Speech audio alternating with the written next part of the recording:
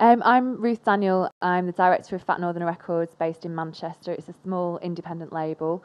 But along with the label, we also are the founders of Unconvention Salford that happened in October 2008.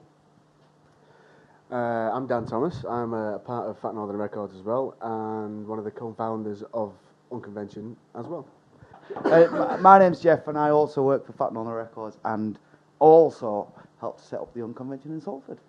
Well, we were invited to come along by Nick and Tracy, who organised this event here in Belfast. Yeah, Jeff. Well, no, yeah, more personally, we set up an event in Salford in October, and it was kind of, we felt that there wasn't a conference or a voice or a get-together for people who are working at a very grassroots level of music.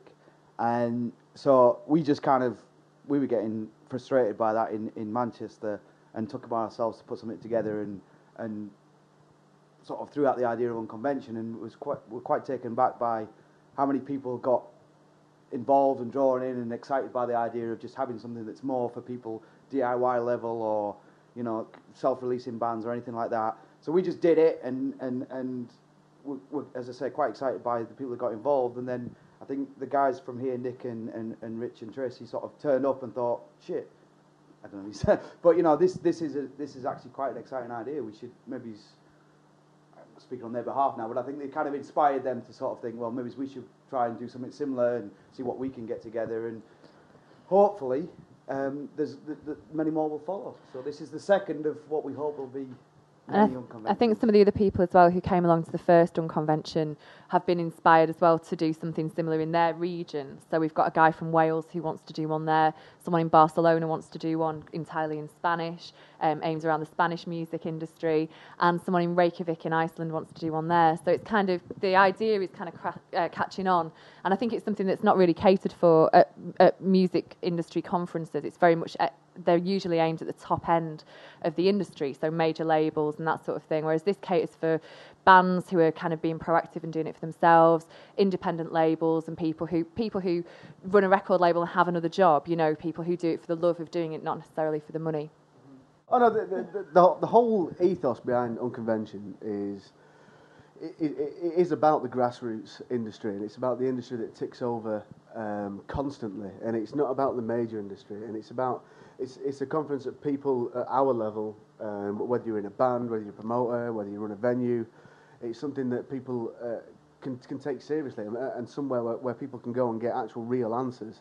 The amount of music conferences that I've attended and been to, I'm not going to name any specifically in the city, but the amount that I've been to that don't actually make any sense as regards to the grassroots industry is ridiculous. You know, I'm sick and tired of going to a conference and seeing somebody that directed the first Led Zepp video, you know, and tell us about how it was 50 years ago. He might as well bring out his dinosaur eggs and impress me with that, you know. I think that's the thing about Unconvention. It is aimed at people who are working at this level, who are doing it now, and who can share their, advice with other people who are actively doing it, rather than people who sort of did it 20 years ago, and, you know.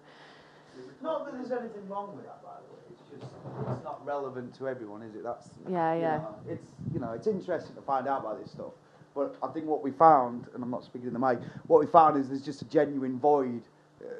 What it appears is that although that's interesting, it's not necessarily relevant to someone who's thinking, you know, if you're young and you're either in a band or you're excited by music, how do I make something happen? And bigger conferences are 10 miles away from where you're at that point, and I think that's kind of where we are. We're kind of like, well, we still want to know how to make things. We've been doing this for like 5, 6, 7 years, and we still don't know how to make, you know, we don't have the answers. Don't get us wrong. So it's exciting to find out what other people are doing and how they're doing it and what they're finding along the way. I mean, I think I think the thing is, in Manchester, it's got quite a strong musical heritage. So it's kind of, people do pay attention to Manchester. I sort of found that recently. I went to a conference in Birmingham, and I'd never really thought about it before, but Birmingham really struggles to kind of make its mark on the musical map. Even though there's loads and loads of bands that have come out of Birmingham, people in bands don't tend to shout and scream about it. They kind of tend to be a bit embarrassed about it. So I think regionally people have got their own specific issues. I think Manchester doesn't have so much of an issue about its location, because the whole factory thing.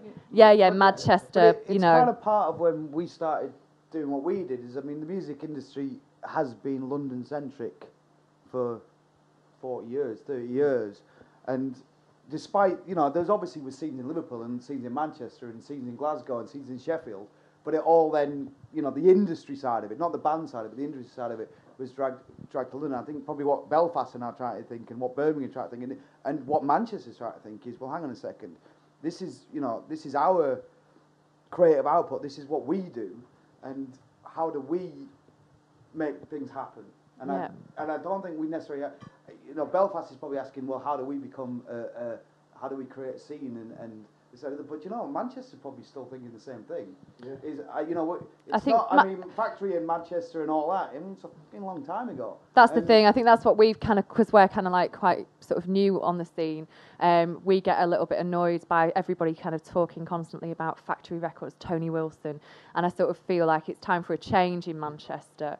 Whereas I guess some cities don't have that kind of heritage. It's kind of about starting and getting a musical brand for the city from scratch.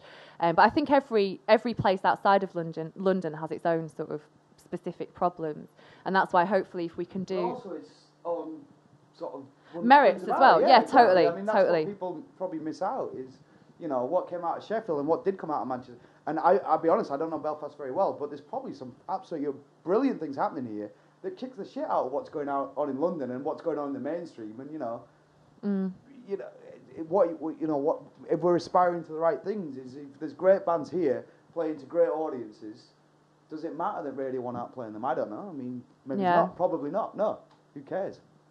Thinking sort of locally again, with the internet, everyone started to think big and started to think, right, well, we can sell records now in the States, we can sell records in Australia, when actually, if you can create a scene in your city and you've got, or in your country as it is, here, then, you can probably do just as well as selling products kind of a bit all around the world, And I think it is now, I think kind of it's better for bands to kind of work on that small level, create a buzz at a local level, and then kind of build it up from there, rather than, I kind of think, MySpace has kind of lost its charm a little bit, and to just go back to those traditional ways of getting fans engaged, getting them coming to your gigs and stuff, there's a lot to be said for doing it that way. It's great, and as I say, I mean, we're pretty ignorant about what goes on in Northern Ireland, as much as we're ignorant as what goes on in Glasgow or Edinburgh, and and Leeds, and Liverpool, and it's 30 miles away. And good things or bad things like this it's positive, because we've come to learn about new stuff, and people, when Nick and the guys came out of Salford, I think to be able to start doing a bit more of that, spreading locality, and don't worry about taking the world on. Let's just tell each other what we know. And I'd love to send Bals to Belfast and get them over, and we're not doing it. And it's what, 40 quid on the plane, and there's ways and things we should be doing that we're probably not doing right now. And at least we're starting to think about it, which we weren't doing last year or the year before that. So let's see what happens. Thank you very much. Yeah, you thank us now. Any final thoughts? Should we do the song? Yeah, go on then, Jeff.